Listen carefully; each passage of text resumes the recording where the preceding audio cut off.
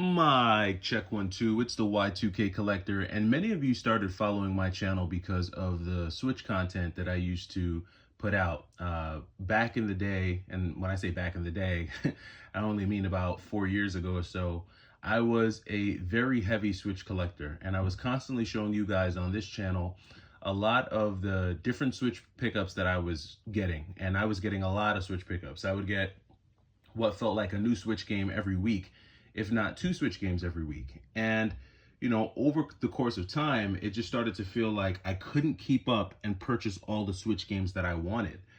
And in the background of all the Switch collecting, I was also collecting retro. And it was really hard to do the both of those things. Retro games are really expensive. Thankfully, Switch games aren't as expensive now.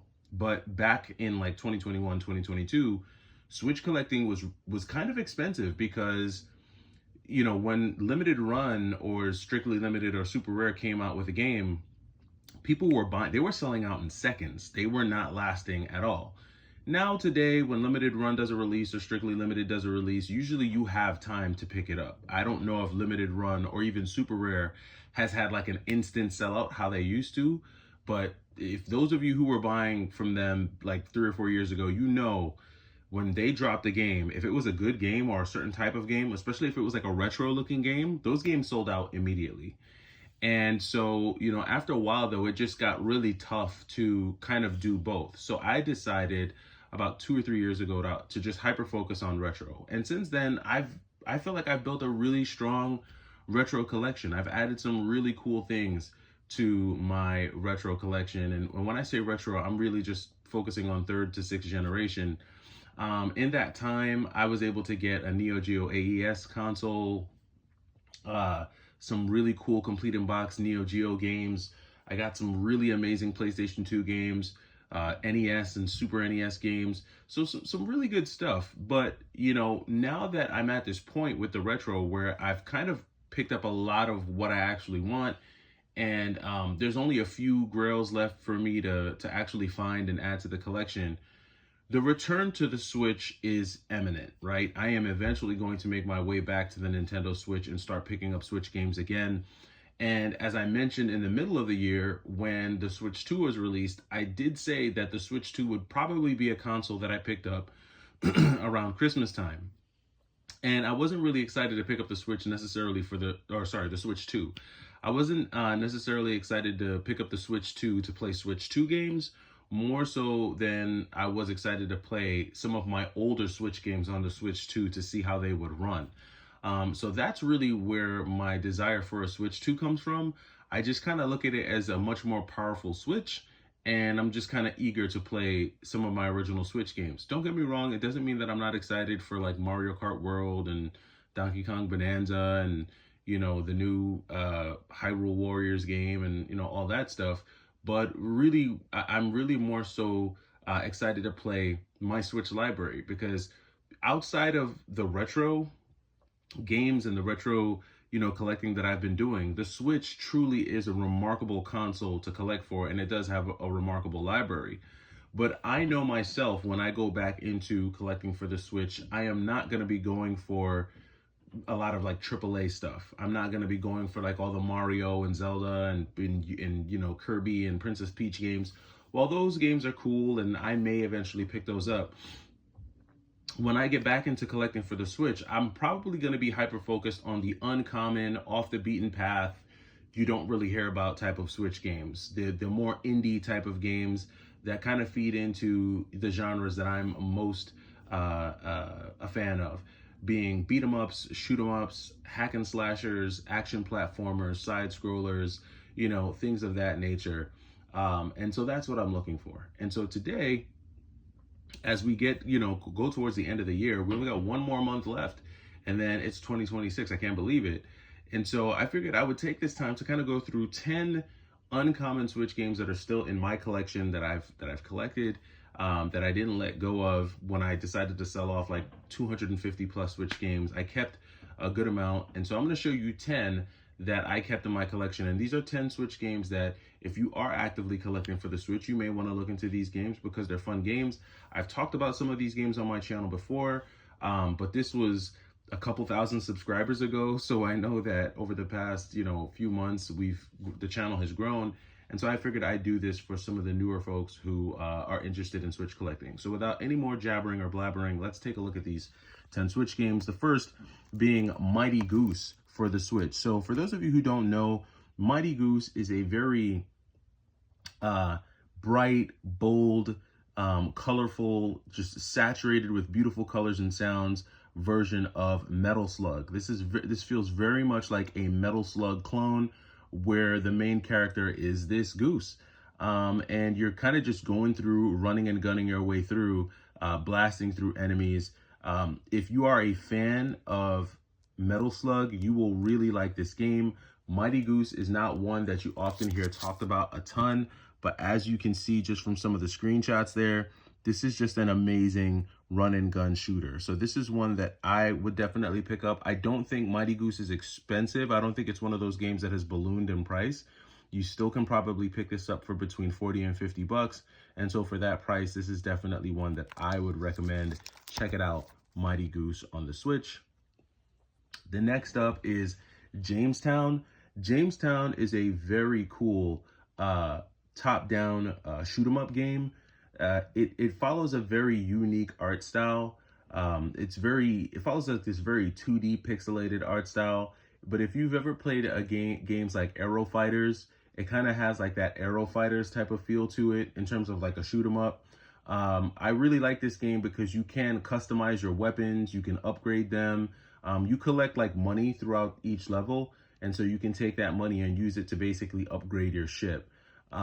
It's a very interesting concept. I had it on download for a long time, and then when Limited Run announced that they were coming out with a physical version, I had to get my hands on it. So this is definitely one, if you are a fan of shoot 'em ups, I highly recommend you check out Jamestown. Very underrated shoot 'em up on the Switch, one that I definitely recommend. Speaking of shoot 'em ups, here's one from NG Dev, and this is Razion EX. This was a classic arcade shoot 'em up, really top tier, one that you may never see in a game store or a GameStop. You might see this in like one of those specialty mom and pop shops, but this is a very unique shoot 'em up on the Nintendo Switch, one that I would look into if you're a fan of shoot 'em ups for sure. Like I said, this is like classic 90s bullet hell arcade shooter, and if you're a fan of that type of gameplay, this is one that I would honestly recommend. A lot of these games I have on digital download already, so I've kept the originals sealed, primarily because a lot of these are numbered, so there's not really like a lot of copies out there, but Razion X is definitely one I would look into.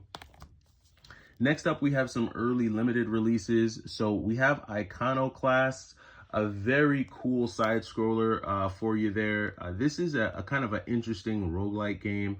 I downloaded this when I first got my Switch Lite, and I played it a little bit. I'll be honest with you, I haven't played it a ton, but this one is another one of those ones that is kind of off the beaten path.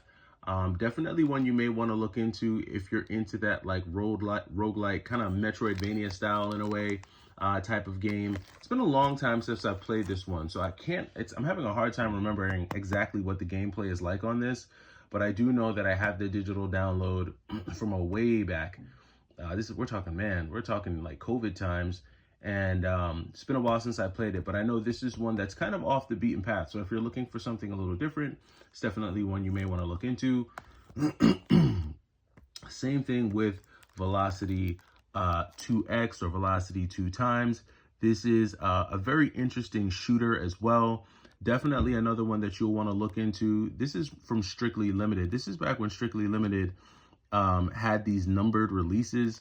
And this is early in the Strictly Limited release because as you can see, this is their 15th release. So this is back when Strictly Limited games were selling like hotcakes. These things were flying off the shelf. So this is definitely one that you may want to look at as well. Anno Mutation M. So this is another one that I thought was very interesting. This is kind of like a side-scrolling shooter slash hack and slash style game. This is kind of like a hybrid game. And when you're not like in the throes of the action, You know, it takes on more of like this pixelated 3D art style where you're kind of walking through like areas where you would, you know, buy items for upgrades and things like that and go into little shops and stuff. So this was a very unique game. And I think what pulled me in really more than anything else was this cover art. Sick cover art, but very interesting game. The art style is super unique, packed with action. Definitely has that whole like cyberpunk feel. One that I would definitely look into. This one was pretty expensive, but it did go down in price. A lot of these actually have dropped in price, to be honest with you. A lot of them were kind of on the more expensive side, but they've really come down. So now would be a good time to look into some of these more uncommon Switch games. I'm not saying you need to go and buy all of these, but definitely worth looking at, right? Looking into them, seeing if they're games that you would be interested in.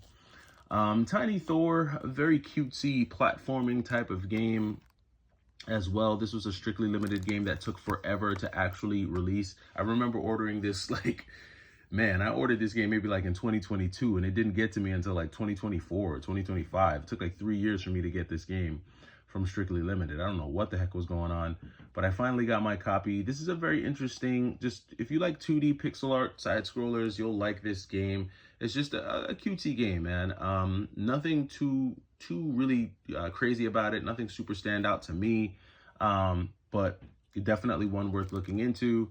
Then you have Guacamelee, the 1-2 punch. So this wasn't like a limited run or strictly limited type of game. This was a general release. I remember seeing this game all over the place in like Best Buys and stuff. And I think that VGP has done like a reprint of a lot of these types of games. So you can get these games for cheap. Guacamelee 1-2 Punch, this version of it, this is like the first print edition that has the silver sticker. So if you see this one with the silver sticker on it, it does have the soundtrack, DLC, has a poster in there. So there's a bunch of goodies that come in this little Switch box. That's why it's got some weight to it because there's some goodies in there. But I think that VGP has a reprint of this game, so you don't have to spend like $100 on this. I don't know how much this goes for now, but at one point this was like 120. Don't know what it is. For those of you who are wondering, this is like a side-scrolling beat-em-up style kind of game that follows that whole lucha libre, you know, luchador type of theme. So if you're into that, this is a great combo of two pretty tight Switch games as well. Time Spinner. I'm going to be real brief on this one. If you like Castlevania Symphony of the Night, then you'll like Time Spinner. Time Spinner in a lot of ways feels like a direct clone of Castlevania Symphony of the Night with just a different storyline, a lot of side quests in this game, which I think is unique. But I think the main battle system in this game is really cool. She utilizes these orbs for her attacks, which do like these short range projectile attacks, which can be outfitted with different elements. So you can add fire, you can add blades, you can add just, you know, a number of, I think water. I'm not sure if water is one of them or wind, but there's a number of different elements that you can attach to these two orbs that she uses as attacks. And then she has like a charge attack that she can use. And depending on which element you equip to the orbs, it does a different type of attack. So it's pretty cool, pretty decent platformer. Like I said, if you're a fan of Symphony of the Night, you'll like this one. One of the best things I like about this game is the music. Time Spinner is a gem. So this one's it's an action game, but it's calming at the same time. I don't know, it's a unique one. Last but not least, you guys know my favorite game of all time on the Nintendo Switch, Blasphemous. This is the first print edition of Blasphemous. There were multiple prints of Blasphemous. You had the limited run print, which I think had 2 cover variants. And then you had the Team 17, which was more of the general release. To be honest with you, if I had to choose between the limited run first print and the Team 17 version, I'd probably go for the Team 17 version because I think that version has all of the DLC on it. Nevertheless, Blasphemous is a top tier game on the Switch. Everything from the voice acting to the music to the ambiance to the cutscenes, very well executed. They turned the same company that did Blasphemous turned around and gave us what's this game? Ninja Gaiden Ragebound. However, Ninja Gaiden Ragebound isn't as in depth, I think, as Blasphemous. Blasphemous is a very deep game, saturated with context, saturated with lore, saturated with moves, abilities, attributes. I mean, very well done, very well executed. My favorite game on the Switch, hands down. So these are 10 off the beaten path games. If you're collecting for the Switch, games that you may want to look into. I think come 2026, and I said this like a year ago that I was going to get back into Switch collecting, but I think in 2026 I will get back into Switch collecting and keep you guys up to date on what games I plan on adding to my collection for the Switch. If you guys see any value in that, let me know, and I'll catch you in the next one. It's the Y2K Collector. Take it easy.